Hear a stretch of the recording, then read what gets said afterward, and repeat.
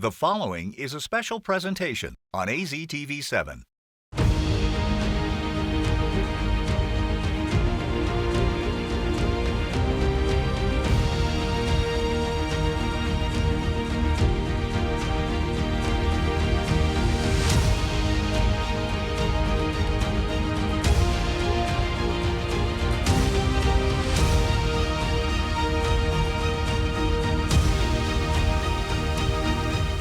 Welcome to Before You Vote. I'm Mike Broomhead. This AZTV special program is here to help you, the voter, understand the 2022 midterm election. We're going to be talking with candidates and data analysts to give you insight into who and what is on the ballot. We're a few weeks into this general election campaign, and we're starting our discussions with each party's nominee. Today, we're talking with the treasurer candidates. First, Democratic candidate Martine Quezada, and then incumbent Republican candidate Kimberly Yee. It's our first round of candidates, and we don't want you to miss these interviews. We're going to be back here with those candidates in exactly 60 seconds.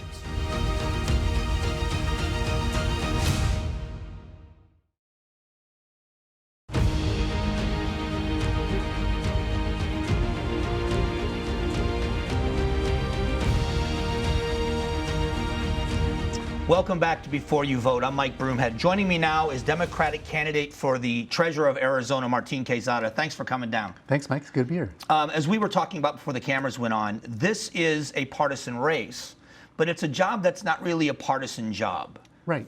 Yeah, and it shouldn't be. It shouldn't be a partisan job. I mean, it really is an administrative role, and as long as you're doing it professionally and responsibly, I think that's what the Arizona voters want. So where does it become partisan? Is there a place where it does become partisan and ideologically? I think that there's a huge opportunity for it to become partisan, and I think that's where it gets dangerous. We're starting to see a lot of treasurers across the nation actually make this role very partisan as well, and that comes in where you invest the money, how you choose to invest the money, and whether you use that investment option as a weapon in a lot of senses. And isn't that kind of on both sides of the aisle when you choose where to go? That there are both treasurers on both sides of the aisle that are saying, I'm only going to do this because it aligns with me ideologically. Yeah, no, absolutely. And whenever a treasurer is saying, I'm absolutely not going to consider options A, B, and C, and only consider options X, Y, Z, that's when you're limiting options. You're being a bad money manager, and you are politicizing that role. Big role. The State Land Trust is a big role in this here. Can you explain how that needs to be handled when you look forward in Arizona? How is that best managed? Yeah, I think the most important thing, there's really three priorities that a public funds manager should have. Number one is safety. You want to protect that money first and foremost. Number two, you want to have the appropriate level of liquidity, be able to move the money around and do the things that you need to do from an institutional perspective.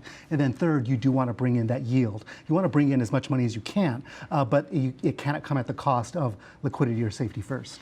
So in that capacity, as the Treasurer of Arizona, how would you say the state has done in recent years? And would there be a significant change in direction from your mind to serve the people of Arizona better? Yeah, definitely. I think that for the most part it's been done well, but we are starting to see us trend in that direction of politicizing a lot of those decisions, using the investment decisions for political purposes rather than what's best for the taxpayer. And so the difference that I would take in that approach is I'm going to take that politics out of that decision making. Politics are out. It's going to be what's best for the taxpayer, regardless of the politics of either side. So you know that the Republican candidate is largely going to have the vote of the Republican Party, right, and the Democrats are going to vote for you, but both of you will be chasing the independent voters, and there's such a huge number. Do you change the way you message and what you say to them, or is it still the same message to the independent voters it is to everybody else? Yeah, I mean, for an office like this, I think that all voters, Democrat, Republican, or independent, they want somebody responsible in this role. I mean, we're literally managing and investing over $23 billion of the people's money. So they want someone that's going to be responsible and ethical and honest in that role. So a lot of that messaging is going to be directed towards letting them know that I'm going to be the better one at being honest honest, ethical, and transparent and responsible. So then, the experience factor here then, what is it, first of all, what is it in your experience that made you want to run to be the treasurer and to say to the people of Arizona, here's what best qualifies me to be in that role? What is it? Yeah, I think there's a lot of different things really, but the management and the investment of public funds is much different than the management and investment of private funds. So there are actually very few people across the nation that have that type of experience, other than county, state treasurers, and city treasurers. But having the legal background is really, I think, a huge benefit, especially when, and I'm sure we'll talk about Proposition 123, the Lands Trust. Having that legal background because of the state and the federal laws and regulations that are in place. If I'm going to be managing and investing the people's money, I want to make sure we're on the right side of the law first. That's the best way to protect that money. So having that legal background, I think, is really important. So then from that perspective, let's talk about 123. Since you brought it up, let's bring it up now. What do you think, as far as that goes, what is the advantage or disadvantage of the people of Arizona if that passes? And which Proposition 123? Well, no, 120. You just said we're going to talk about Prop 123. What is the advantage or disadvantage to having that? Is what I should have said. Oh, okay. Yeah. No. Great question. I think obviously the advantage of having that is those funds that should have been going to our public schools all along are now going to those schools. But has it created an issue? We now know that, and I'm not a big, and we don't have to get into political ideology, but I'm not a big fan of propositions for this reason. Early 1980s, we have the proposition that passes that now hinders and limits how much money can be spent on education. Right. So now every year, starting last session, we are going to see a legislature that has to have a 2/3 majority to override it, or once and for all, they have to override it. Right. Does that not throw a monkey wrench in the ability for us to spend as much as we want, and how do we fix it? No, absolutely. I think that that element of our Arizona Constitution, the aggregate expenditure limit, which is what you were talking about, it does throw a huge monkey wrench, and it's going to impact even the money that the legislature appropriated just this past year. And so that's going to be a big problem. And I think the treasurer, going back to that role, having that chief financial officer role is going to be able to communicate that not only to policymakers, but to the public as well, so that they have an understanding of what this issue is and how it impacts the funding of our schools. And the other part of it is the investment is that people just assume that the budget, we have a budget in the state of Arizona, and it's because of how much money we collect in taxes from the citizens of Arizona. And but it's a little bit more complex when you talk about these investments. Yes. Making mistakes in the office you're in could be dramatically bad for Arizona, correct? Oh, no, absolutely. I mean, you could literally lose the people's money, the money that the people entrusted to the state treasurer. There's an option that you could lose that if you are making bad investment decisions. That's why I think we need to keep that type of politics out of those decisions. Do you think the treasurer would have a role, if in no other way but in an advisory role, with the legislature and the Prop 123? Is that something that when you go to them and say, we've got all this money coming in for this purpose, but we can't use it unless you do your job, is that a role you think the treasurer has? Absolutely. And, every other statewide elected official plays that role. The Attorney General for legal issues, Secretary of State for elections issues, the Superintendent for education issues. The treasurer should be advising and consulting with the legislature and the governor about financial issues. And that's a huge one. The Prop 123 issue, that proposition is going to expire at the end of this next treasurer's term. So whoever that treasurer is going to have to play a big role in those conversations. The standoff on this is going to be from the Republicans. Yes. They've already said that it's going to be a tough road to hoe for them. Yeah. How would you, from the other side of the political aisle, approach the Republicans on that issue and convince them to do what's right for Arizona in your mind? I think that it's not going to be as hard as it sounds. We actually do agree and get along on a lot of issues, and I think public education funding can be one of them. They've overridden the aggregate expenditure limit already on several occasions. They've invested in public schools already. People understand, and the voters know that they want an investment in public education. It's just a matter of how do we get it done, and that's where I want to be, sitting across the table finding solutions. Well, the whole point of the show is to have people hear your platform so they can make wise decisions. So I appreciate the conversation. It's the first time we've really sat down and talked, and I've really enjoyed it. So thanks for coming down and talking with us. It's been a pleasure. Thanks for having me. All right, it's Martin Quezada, Be an Informed Voter. Go to the website. Make sure you talk with them, or if you can, but go to the website, Be an Informed Voter. We'll be back here in just a moment on Before You Vote. Coming up, we're looking at President Biden's approval rating. How will that affect this upcoming election and what that means for the top issues for voters? Plus, later in the show, we're sitting down with Treasurer incumbent Kimberly Yee. Find out why she believes she should be reelected. Of course, you're watching Before You Vote.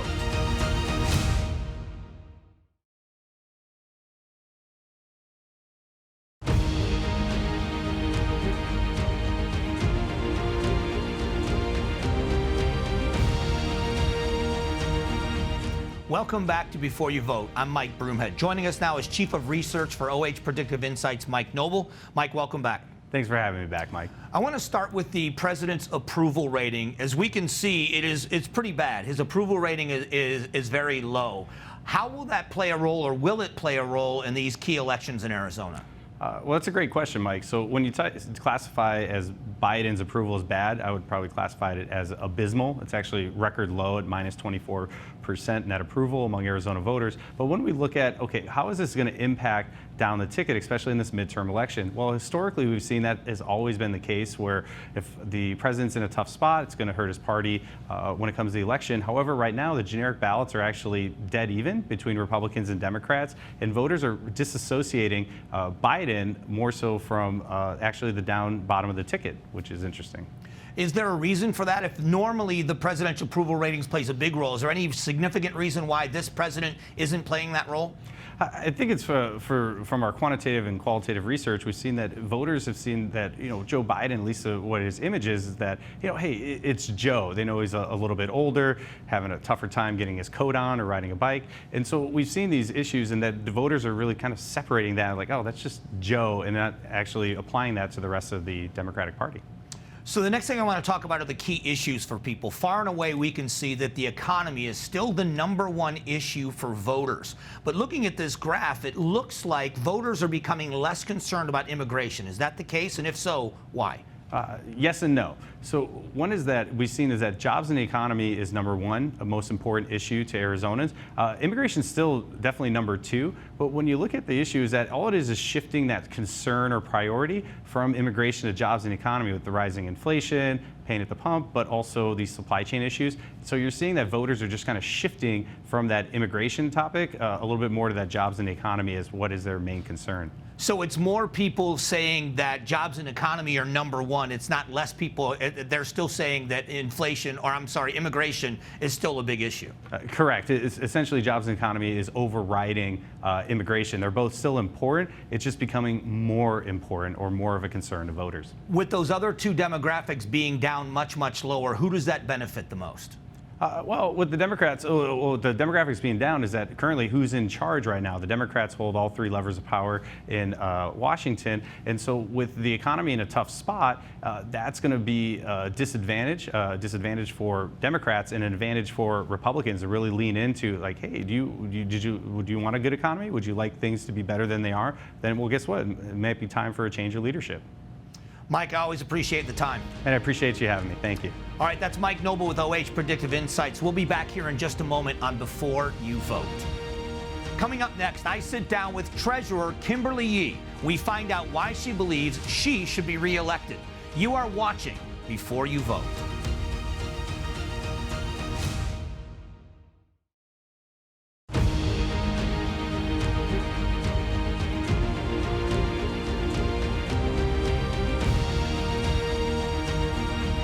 Welcome back to Before You Vote. I'm Mike Broomhead. Joining me now is not only the candidate for treasurer, but the current state treasurer, Republican Kimberly Yee. Thanks for coming down. Thanks for having me, Mike. Let's start off with the partisan race. It is a partisan race, but it is not necessarily a partisan job. That's correct. So explain the job a little bit and your vision as you look at the job you've been doing. Yes, well, I've been honored to serve as the state treasurer of Arizona since 2019. I took my oath of office it was $15.4 billion in assets under management. Today we stand at $30.2 billion. That is a 96% increase. It's a very vanilla job, by the way. It really is not very partisan, quite frankly, at all. It is one of the statewide office holders, constitutional office holder, and we manage $53 billion in the cash flow that comes in and out of state agencies. We invest those funds, and it goes to our state agencies, our local school districts, and our local cities and towns. So really, it's a management position of a state agency, and we ensure that those tax dollars are invested wisely to maximize those returns. And so as I take a look at the office, an additional 4 years would allow us to continue to increase our performance. We have met state records in the time I've been state treasurer. And one of the things that I do is visit our 15 counties because, we are not the state of Maricopa. We represent all 15 counties in Arizona, each uniquely different from each other. And so I was the first state treasurer to visit all 15 counties in my first year in office. And in doing so, I meet with mayors and local city council people to ensure that we are investing their funds funds exactly how they wish. When I come to some of our smaller cities and towns, they think, oh, we didn't realize the state treasurer would be here. We'd see maybe your director of finance. Right. But I actually work with them in great detail to make sure their investments are sound, but also that they are up to date. Because quite frankly, the mayor may have transitioned over those 40 years and never really looked at their investment portfolios. And with those visits across our great state, we have seen an increase in assets by 75.4% to our local government investments. So what do you attribute that to? Because we've had immense growth, we've had really good years in the stock market, which plays part of a role. Now we're in a different economy, and we've got a different administration in office. Right. Does that change the way you view the investments to protect Arizona? That's a great question, and absolutely, because these companies are, put into a portfolio that we manage, and we meet every month with the Board of Investment to ensure they are up to date on what we are investing in. In fact, we believe in great transparency in our office, because I want the taxpayers to know exactly what we are investing in. So we upload those updated investment portfolios every month so that the taxpayer knows exactly how their government is investing their money and how other state agencies are spending those dollars. And so with that, we take a look at companies very carefully. Let me give you an example. If a company is going in a direction that, violates state law, we will take action, and we did. So in the summer of 2021, we saw that Ben & Jerry's, for instance, was violating an Arizona anti-BDS piece of legislation. BDS is boycott, divestment, sanctions. And so when they boycotted Israel and decided to move their operations away from the West Bank in Israel, that was a violation of Arizona law. So immediately I contacted Unilever, which is the parent company of Ben & Jerry's, and I said, you have two courses of action. One, you change your course of action and you get back into Israel and you sell ice cream, as you have for the last 30 years. Or you divest your relationship with Ben & Jerry's and we're good to go. They chose to do neither of those options, so I divested $143 million of Arizona funds away from Unilever. I was the first state to do so. 5 other states followed with millions of dollars divested. And just a few weeks ago, I got a call from Unilever. On an early morning, they said, Treasurer Yee, we've changed our course of action. We're going back into Israel to sell ice cream. And they sold that subsidiary of Ben & Jerry's to an Israeli manufacturer. Would some people would call that politicizing the office? Because saying it's about political ideology. So in fairness, just explain how that's not a political decision, that this is based on state law. Absolutely. And it's the right thing for Arizona. Yes, in 2016, I was in the state legislature before I served as Senate Republican Majority Leader, and the state legislature passed a bill that said, because America is a friend and ally of Israel, we do not want these types of boycotts to Israel.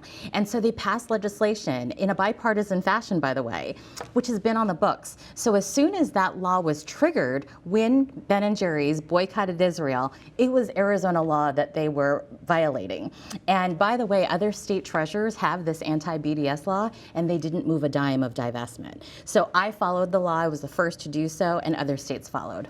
Let's talk about education funding, because the difficulty the legislature is going to have, again, bypassing this old proposition from the 1980s.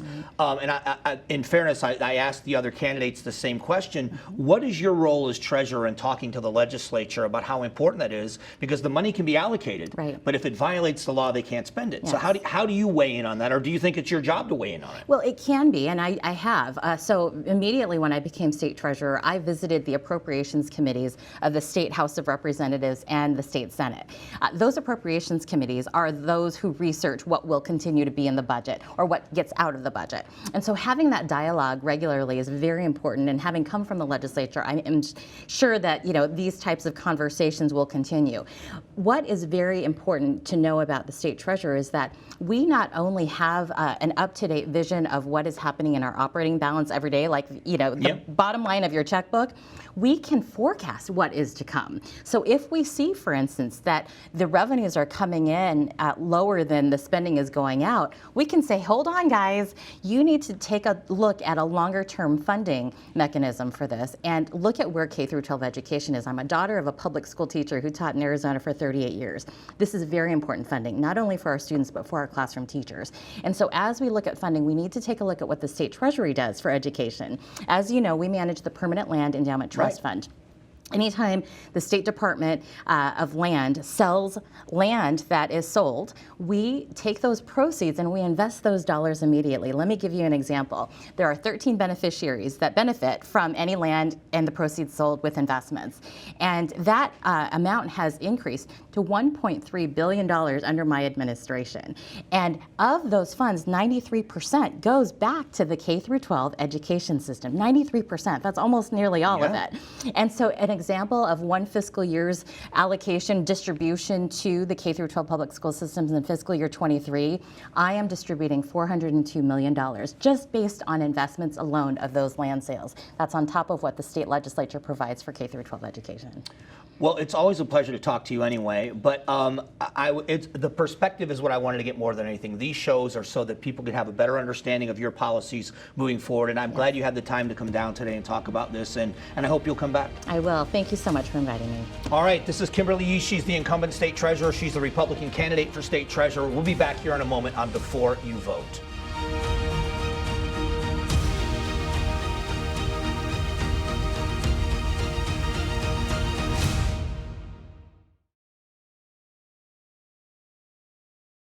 Welcome back to Before You Vote.